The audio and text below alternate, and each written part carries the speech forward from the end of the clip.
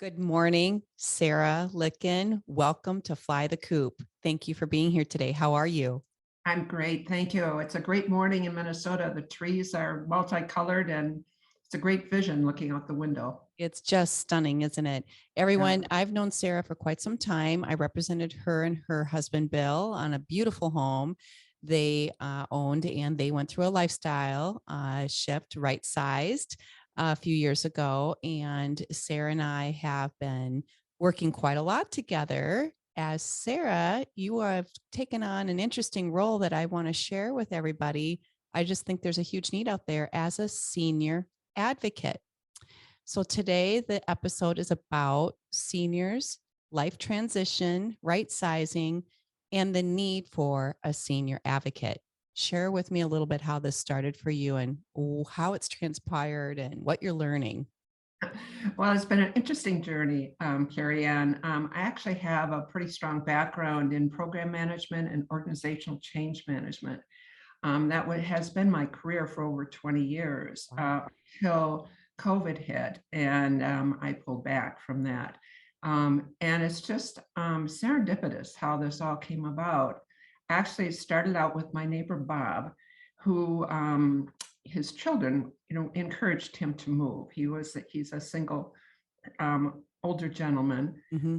and I just volunteered to help him move some furniture. And I could see that he was confused. I mean, the things that were important to him were not the bigger things, but maybe the big furniture versus sorting out all those memories.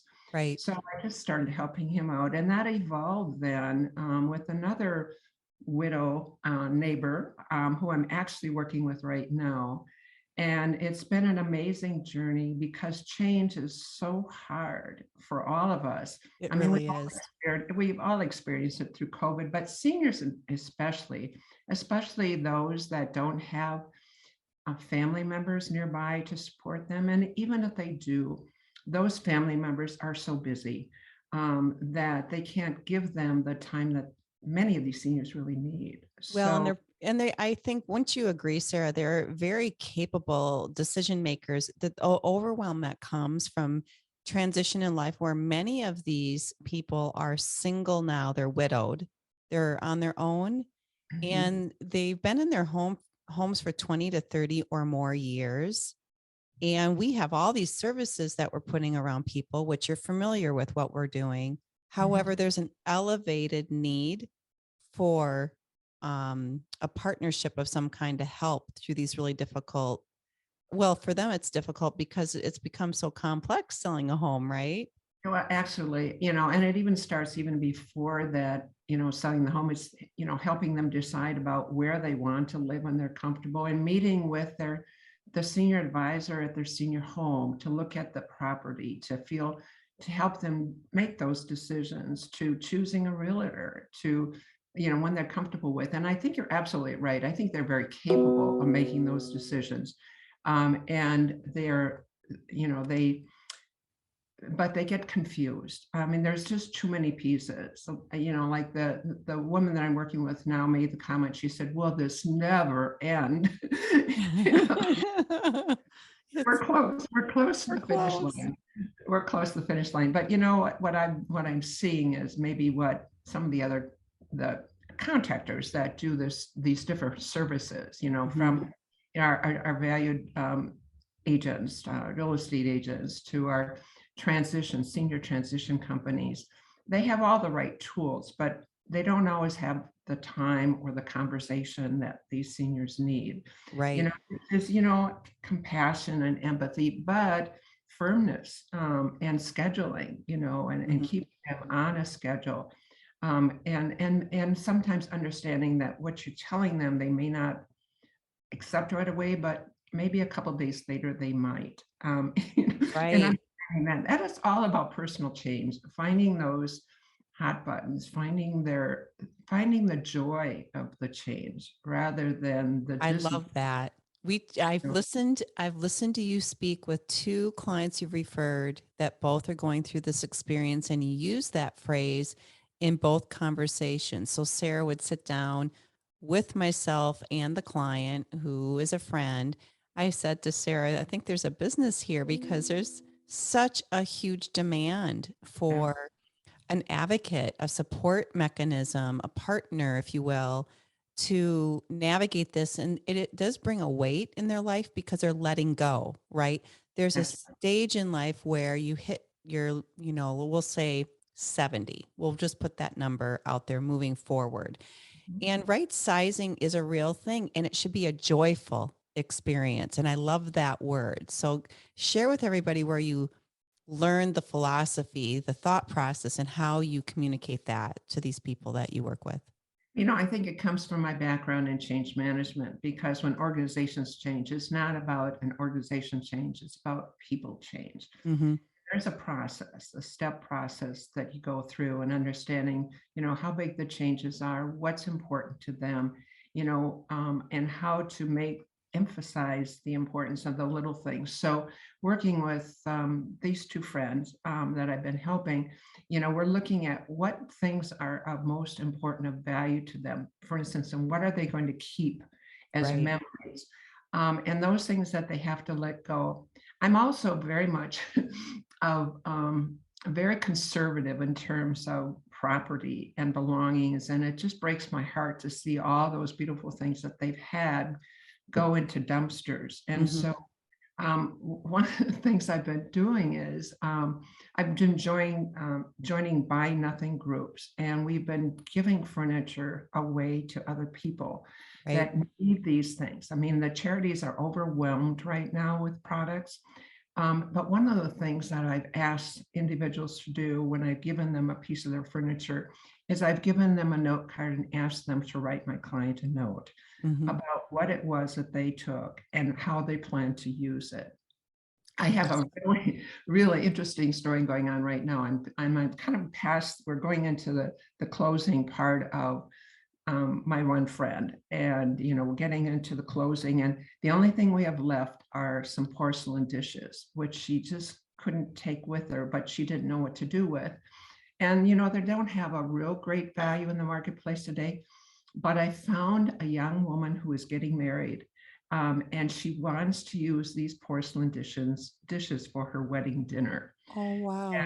And I thought, what a joy. And so we will make sure that we have pictures to share with my friend about how the final chapter is the beginning chapter for someone else.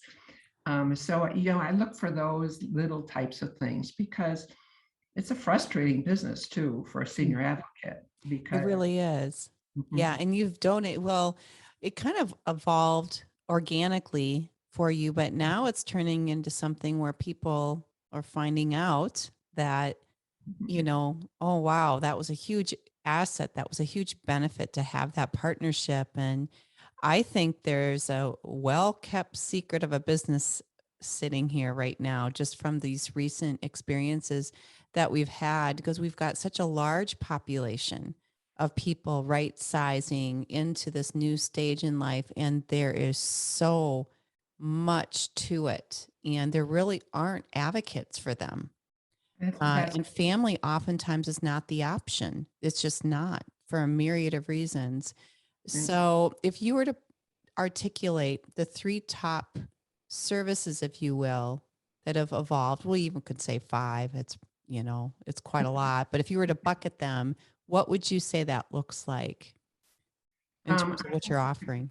yeah, I think it's building relationship of trust, bringing joy into something that is not joyful, in terms of a closing into another element of their life.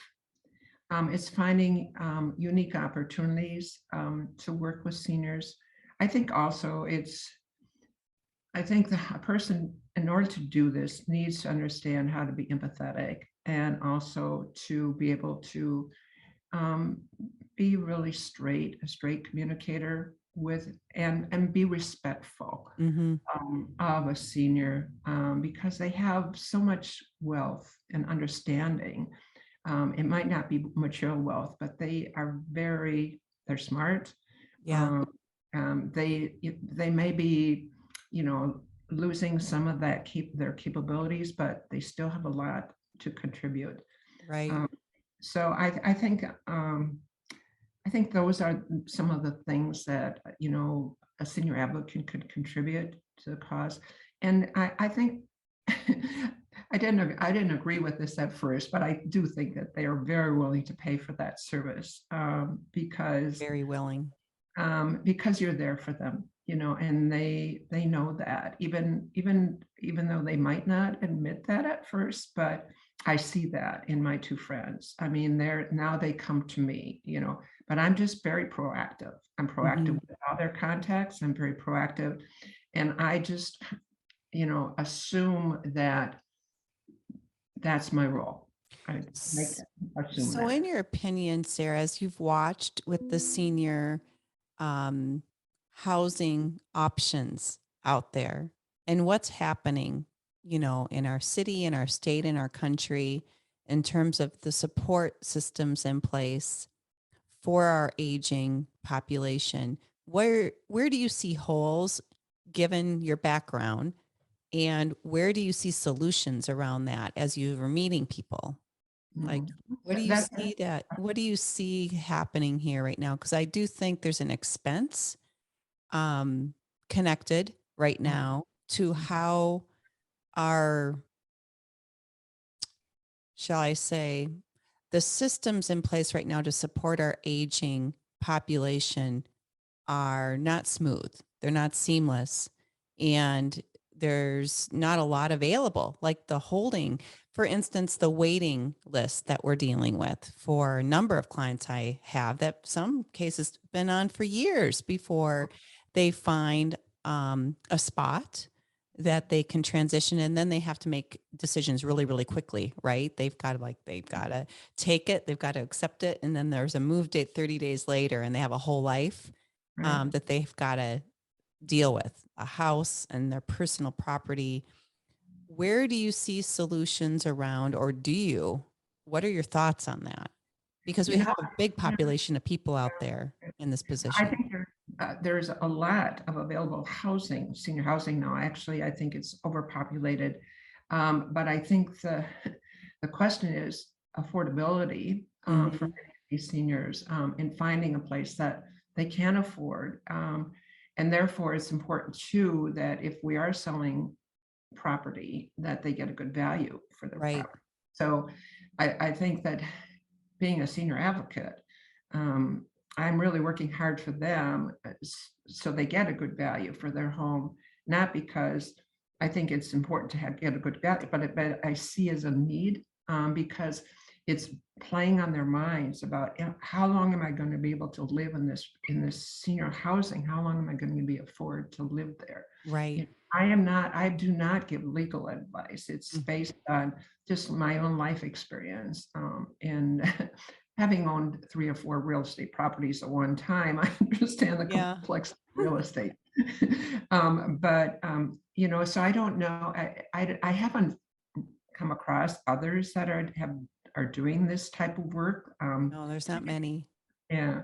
And so I think there might be, I think this might be the gap, finding a trusted person that is, not looking for, a commission, who was not looking for, filling another bed in an apartment, but Mhm. someone that is looking out for that senior the best that you can do for them. Um, So, in your experience working with different clients that you've had, where do you see like longevity right now in the expense? There's no real way to, most of these are rental situations, correct? Like once you transition, you're not buying into it like a collaborative or a cooperative. You're basically signing a lease to be a part of this ecosystem of Right. housing. Yeah, and I think there still are cooperatives. I'm hearing of more of those that want major investments. A lot of those seniors don't have mortgages to pay, Mhm. that they're encumbered by that, but they do look at how long is their life expectancy and how much will it cost them to live there? And what if they run out of money? Mhm. Will somebody take care of them? So I see that with the seniors that I'm currently working with, that are considering those different options. But my role is really not a financial role for them, but it's Right. more of a guidance for them in terms of, and for me, it's a learning curve too, because I obviously, or maybe it's not obvious, I'm not looking at senior living myself at this point, but No, I'm you close and Bill enough. are never going to be in that situation. But I can empathize with them. I golf with them. I shop with them. I neighbors with them. So, I have a better understanding, I think, than a 35-year-old would at Correct. the point of my Correct. role.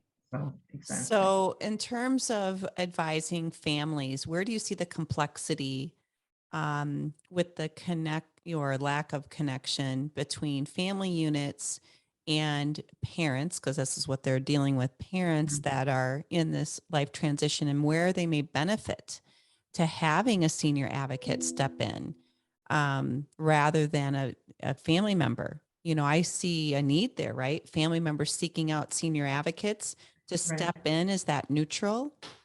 right. What are your thoughts on that?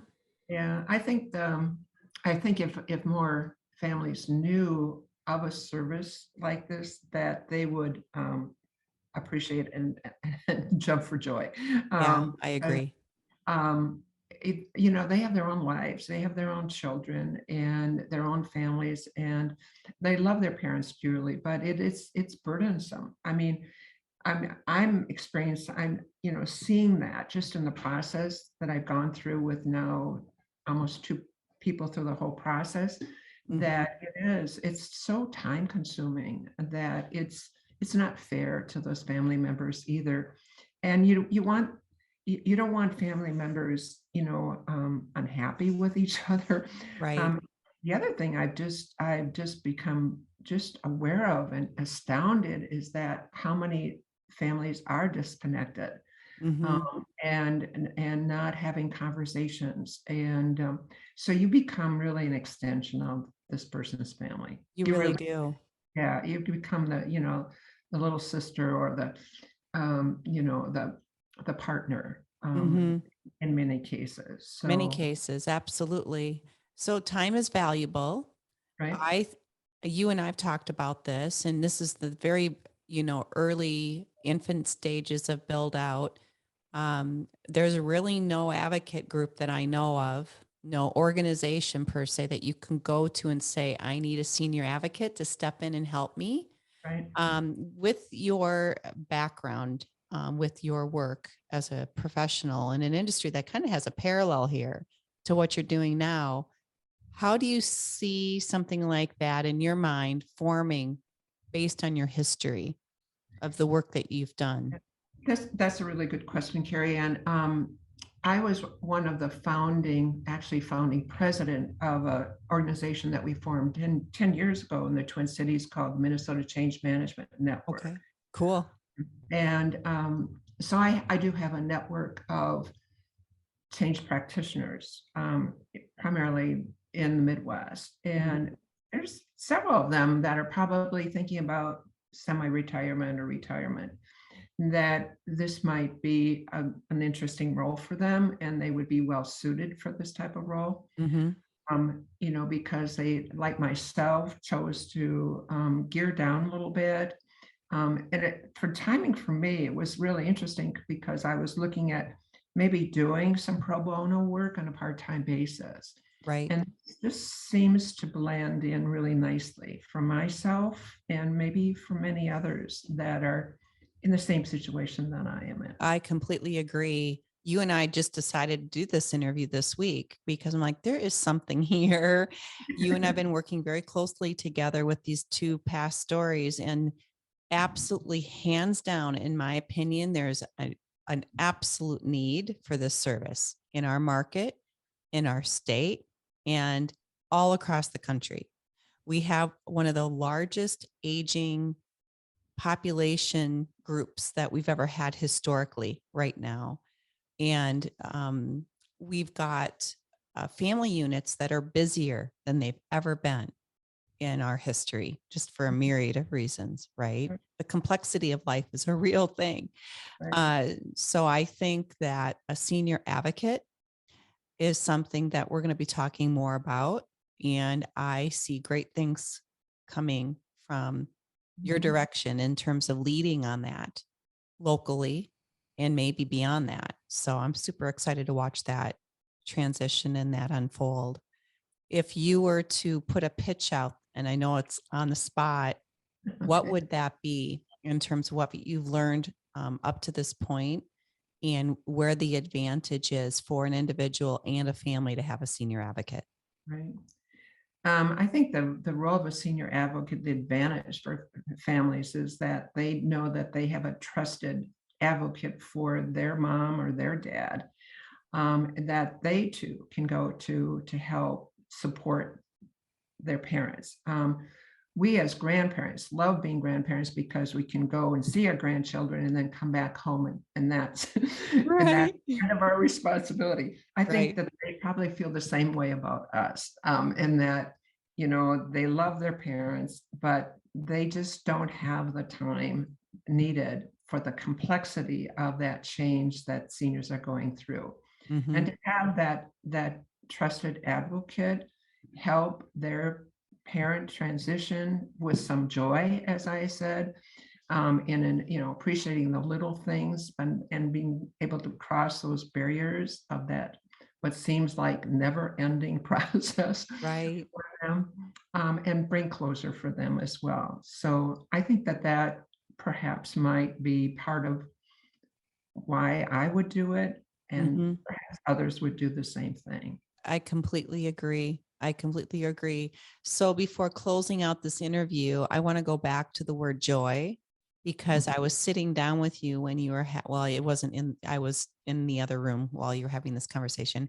But you were explaining because there was a lot of heaviness and weight with the client in terms of letting go and moving through this transition.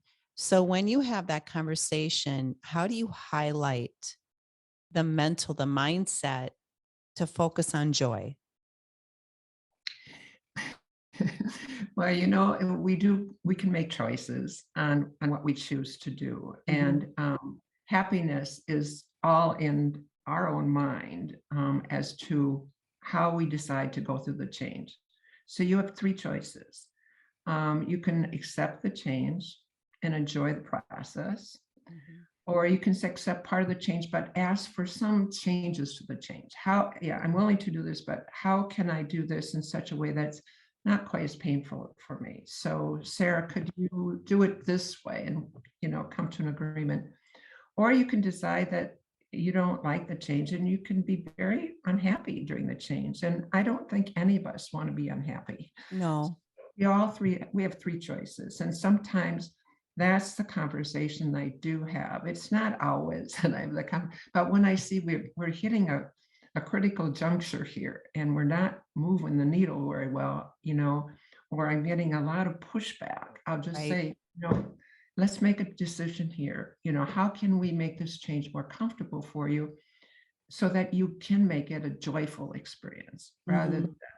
being unhappy during the process? I love that. I really do. It's truly change is a choice that requires a mindset, and the mindset is a choice, and you can choose joy.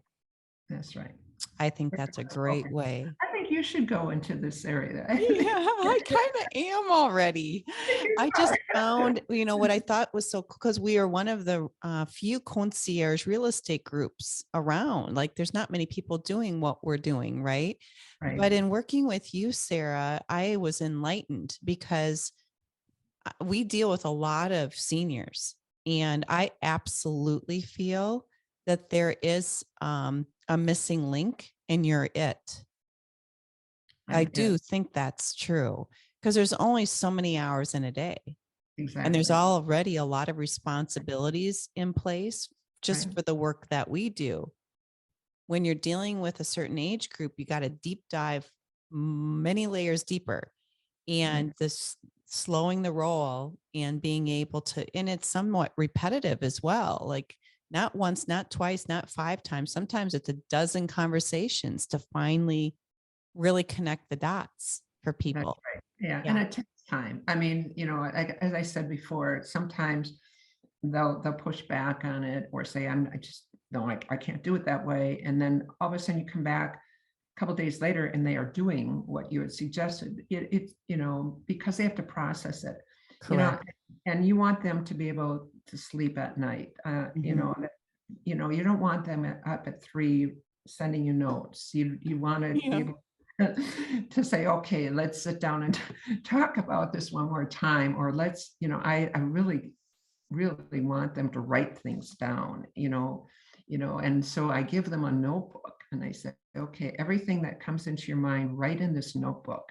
And Mhm. then we'll check mark by them when we finish them. But we will get to those, everything that you have, or star the things that you think are really bothering you and you can't sleep at night with. Mhm. Just to, it's about change management and organizing the change for them as well, and making them that a key part. But you don't want them up at night keeping rolling through their head about what about this, what about this, what about this. Mhm. We've Well, all I been. think it's so amazing. I really do. Yeah. Sarah Licken, everybody, she's in the very early, Sarah's in the very early stages of building out what I see as a model here in the Twin Cities and in the state of Minnesota. And we will be sharing more information as we get that from you, Sarah. But we Okay. actually will post a contact for you. So if anybody has any questions, they can reach out to you. Thank you. It's Thank been you. an absolute pleasure. There's no better definition of fly the coop, certainly not, than this stage in life. You're flying a big coop and starting a new adventure. So I think that's so cool. And I'm honored that you were able to be on the program with us today. Thank you so much. My pleasure. Thank you.